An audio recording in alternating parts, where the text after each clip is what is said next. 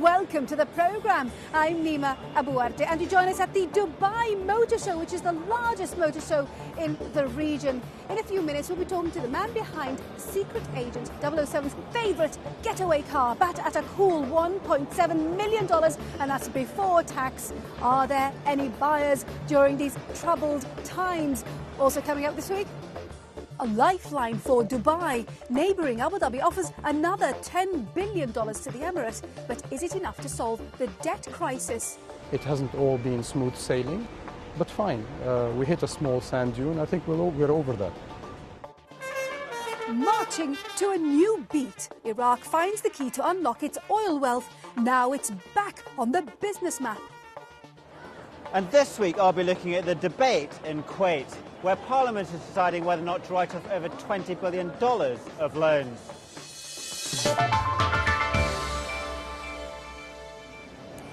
Now we start with the news that Abu Dhabi earlier this week gave its neighbour Dubai another $10 billion to help it out of its debt crisis. This money meant that Dubai World could pay the $3.5 billion Nakheel bond that matured this week. Now, many had feared that Dubai World would be forced to default on that debt, which would have sparked a wave of legal actions and further damaged Dubai's international reputation. The bailout might be welcome, but the story is far from over.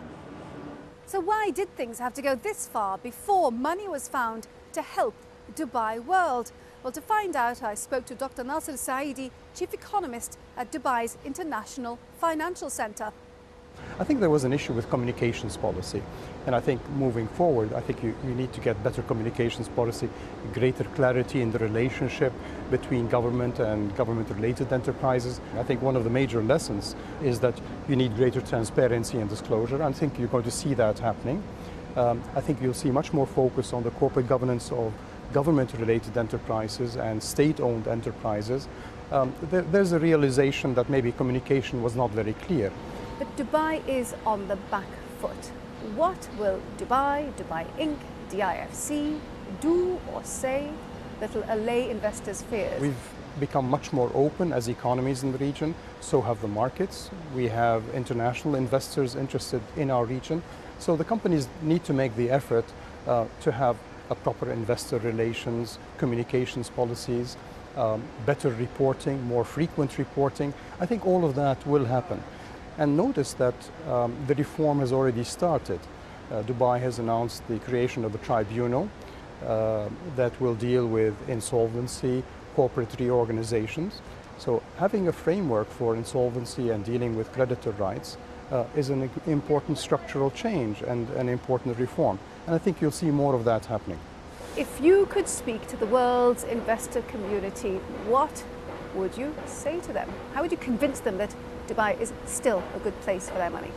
Investors need to understand that the assets that you have invested in generate income. And overall for the UAE, if you look at the net foreign asset position of the UAE, it's in excess of 400 billion. What that means is that the income on the net foreign assets of the UAE are about 2 to 3 times the annual debt service. So there's no issue in terms of being able to service debt because you've got the earning assets both internally as well as externally. Future payments need to be made. They're not guaranteed. Will payments be made in full on time? I have no doubt about the ability of Dubai and the UAE to honor its obligations. I think the doubts that have been that I've heard and read, I think misguided. As has been the discussion of differences between Abu Dhabi and Dubai. As the name says, this is the United Arab Emirates. So they are very much united. And what you got actually is a federal response. So it's not a matter of saying, oh, it's Abu Dhabi bailing out. No, this is part of overall strategy of building the United Arab Emirates. We need to support that vision because it is a vision of a country that has gone into the third millennium in a big way. There may have been mistakes along the way. It hasn't all been smooth sailing, But fine, we hit a small sand dune. I think we're over that. Nasser Saidi, the chief economist at the Dubai International Financial Centre, speaking to me earlier. Right, let's see what other business stories are making the headlines around the region this week. Gulf Arab states made an agreement this week which they say takes monetary union a step closer. The plan is for a Gulf Monetary Council to be established next year. This will develop into a central bank which will then issue a single currency. Bahrain, Kuwait, Qatar and Saudi Arabia have ratified the pact, while Oman and the United Arab Emirates have opted out of the union. Iran's private sector warned the government this week that industry is running at only 40% capacity, according to reports in the Financial Times. Companies blame the problem on the populist economic measures of President Mahmoud Ahmadinejad and the impact of sanctions imposed on Iran because of its nuclear program. Abu Dhabi has secured the last race of the Formula One season in 2010. This year, the city hosted its first Formula One race at the Yas Marina circuit. The Emirate will be hoping that next year's championship goes down to the wire and that drivers will be battling it out for the title here in the United Arab Emirates. Now, so many companies are coming forward to rebuild Iraq's oil fields that the government is predicting that the country will soon become the second largest oil producer in the world. The prospect of billions of dollars of revenue is getting entrepreneurs in the Middle East excited again about investing in Iraq, as Jeremy Howell reports. Setting the tempo for brisk bidding with a military parade at last weekend's oil fields auction in Baghdad. The first auction, last summer, had been a damn squib, with only BP closing a deal to upgrade a field. The Ministry of Oil wanted this round to be different. And it was. Dozens of international oil companies bid against each other, promising extra output from Iraq's underused fields for the cheapest price. By the end of the weekend, Shell and Russia's Lukoil had won the biggest prizes: projects to increase production at the Majnoon and West Kurna fields to 1.8 million barrels a day. China's CNPC, Petronas of Malaysia and Russia's Gazprom also won major contracts. The fields in the north of the country went to a new player on the international oil circuit, Angola's Sonangol. All told, said Iraq's oil minister, the upgrades would increase Iraq's capacity to produce oil almost fivefold by 2015. If we add the production capacity of the 10 oil fields of the first and second rounds of oil bidding, then Iraq's oil output capacity will reach 11 million barrels per day. And if we add this to the production capacity of the remaining Iraqi oil fields, then Iraq's output capacity will reach 12 million barrels per day in 6 years. The extra revenue from oil exports are vital for Iraq to pursue its far from complete task of reconstruction. And it's important for attracting private sector companies from abroad to do the actual work. 5 years ago, entrepreneurs in places like Dubai were extremely interested in the prospects of trading with and investing in Iraq. But the country had little money with which to pay them, and the security risks were very high. But now it looks as though oil revenues will increase several times over. And again, Iraq is becoming a major play for Middle East businesses. Sapco is an Iraqi group of companies which supplies computer equipment and consumer durables to the home country from the relative safety of Dubai. But engineering is the company's major business, and it sees huge new opportunities, working on Iraq's dilapidated oil field infrastructure. We believe that such injection of capital will help us to get enough financial resources to invest and to develop the economy. The big focus on Iraq is in oil and gas. We have specialized companies in the upstream as well as in the downstream, engineering as well, and services. And we are training a number of Iraqi engineers, technicians, to be of help to the future development of the oil and gas industry in Iraq. But will Iraq's oil-producing capacity rise as fast as the oil minister predicts? How much will it actually be able to export? Many oil analysts are sceptical. Their export capacity is still limited. They're going to need to build or expand their existing ports. They're going to need to build new pipelines to carry this crude.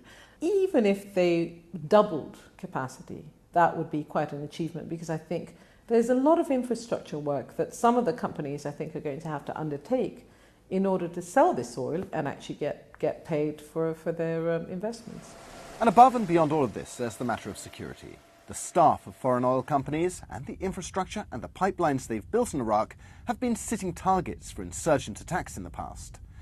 Everyone hopes Iraq's cycle of violence can be wound down before work starts in earnest to upgrade its giant, underused oil fields. That in turn would be a spur to foreign companies to start permanent businesses in Iraq, rather than just trading with it from the safe side of the Gulf. Jeremy Howell reporting there. Right, coming up after the break, Kuwait's parliament debates paying off the loans of every citizen. Nice if you've been reckless with your credit card, but should people be let off the hook so easily?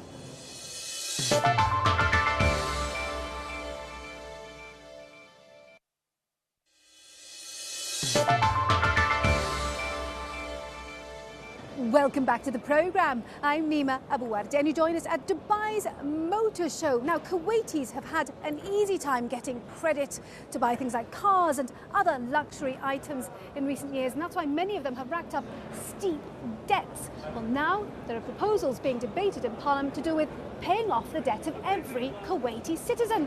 It might be a vote winner, but there are concerns over the implications of this, as Malcolm Baldwin reports from Kuwait. Stock market pundits round up the day's trading here at the Kuwait Stock Exchange. The market is more than halved from last year's highs. But investors here aren't the only ones nursing huge losses and debts. Saad Ahmed is a cameraman for Kuwait TV here at the Stock Exchange.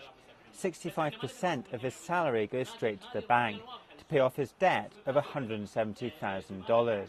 And there's a court order against him because he hasn't paid off his debts on time. I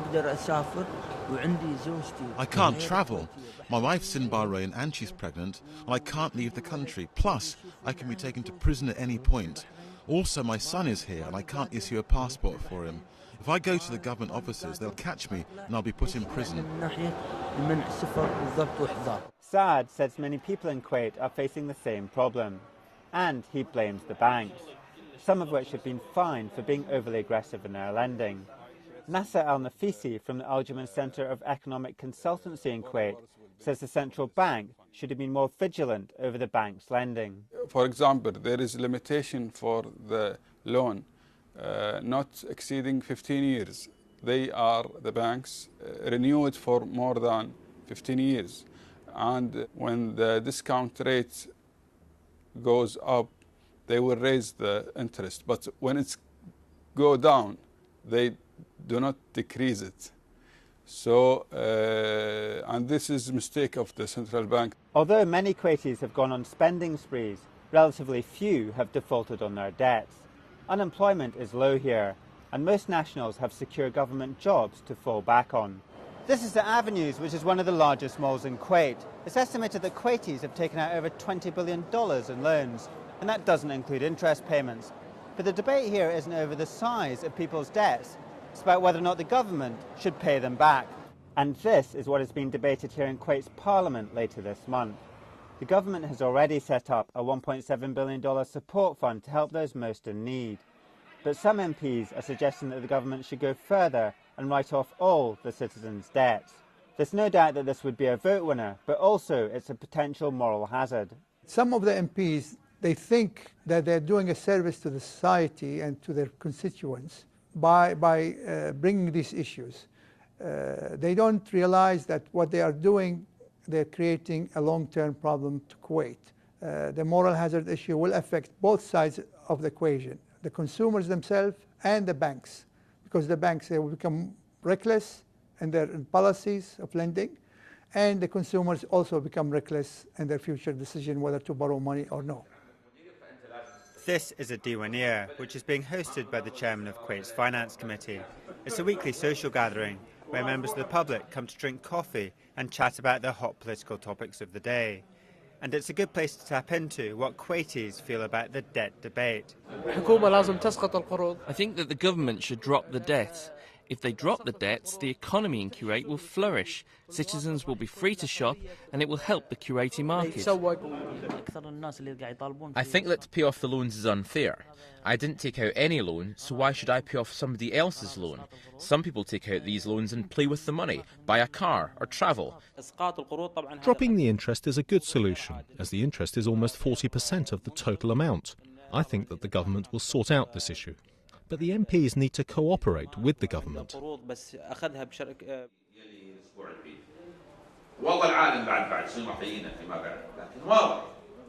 But this is the man that the cameras are trained in on and that everyone has come to listen to, Dr. Yusuf Zalzala, who is chairman of Kuwait's Parliamentary Finance Committee.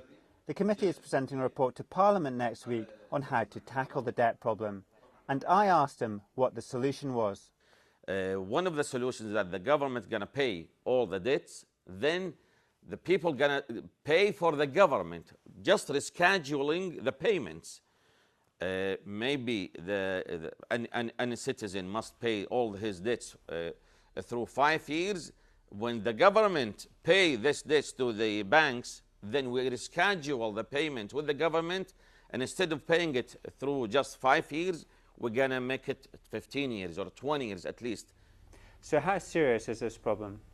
You know that now at this stage, more than, I can say at least 15% of the people, you know, they pay more than 65% of their salaries for the banks. And there are some percentages of the people, they pay more than 20% of their salaries to the banks. So they have to go and borrow 20% more of their salary. We think that there is a big mistake. The government did this kind of mistake.